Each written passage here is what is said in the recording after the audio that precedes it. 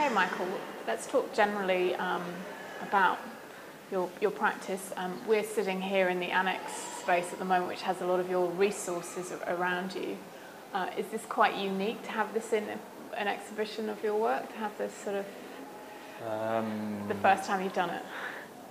No, I quite often show various things. I've never shown such a mass of things. I've never shown so much diverse things.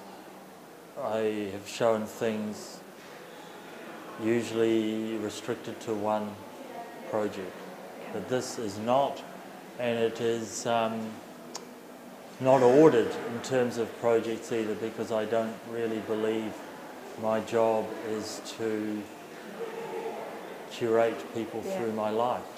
I just thought I need something. I would like to just have these big vessels and literally fill them up.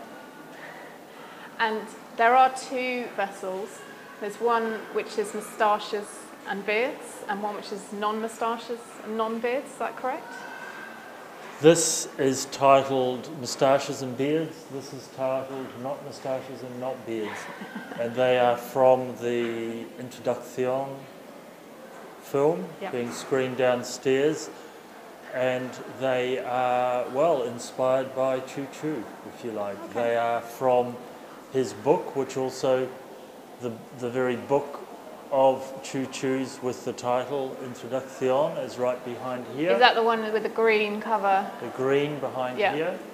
And in it there are these drawings. I don't know what you call them in this country. We used to call them Venn diagrams. From, if you do math. They're two circles that that he uses as a basis for understanding probability, and I believe they're all hand drawn in his hand. So when you see them in the film, you actually are seeing Choo Choo's hand, which I think is quite beautiful.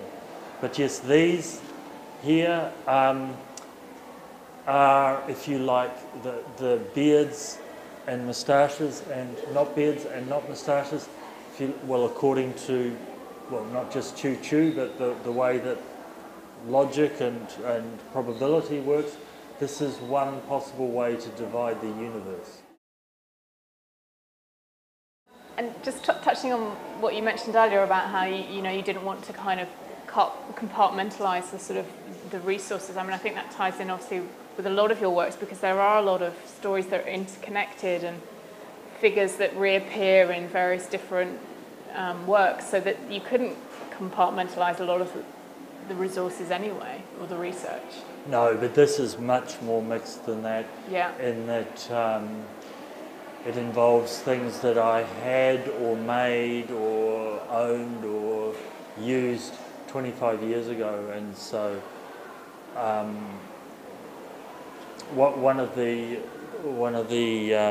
ideas, in fact, to bring some of this material together was inspired by a blog that I happened by accident to read last year or the year before, which used an image of a painting of mine and I think an image of the raft, and suggested basically that this was a model for how artists' careers do not make any sense. How do you make sense of this?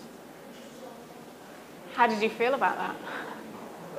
I have not really very much interest in such things, but I guess in a way it was somehow inspirational for presenting in the first space here, 101, a raft and a painting. Yeah. I had no idea how to present this material. I thought we were going to loan vitrines, like flat table vitrines, and I thought they were going to be in this space out here. And last summer we were with my father-in-law, who lives in southern France, and we climbed to the top of a mountain that we normally do if we have the energy and it's not too hot. And there's a chapel on the top of this hill, and there are many supposed miracles or something that happened there, and many relics. And there are paintings and other archive material pertaining to all these accidents, and they're held in things that look exactly like this. When I was there and I saw them, I realised that this is exactly what I want, so I was kind of trying to measure them with my hand to figure out exactly how high off the wall they were, and etc. I think, I mean, even the 101 with the raft and this, there is some kind of spirituality, if you like, in terms of both of those works. I mean, you can't, it's undeniable in terms of someone like Fairweather, for example. But I think that in a way this also runs through other works as well. I think that like even something such as the Phillips machine, the Moniac, it is based on some kind of belief system. It is, science has this way of producing objects, and if you say you believe in science, in fact, how can you, what is science? How can you see this? But I think people do, in a way, have a great belief in the objects of science because they are so fascinating, you know. I mean, that's what's talked about actually a lot in this book here. Yeah, that's partly where this belief system works from.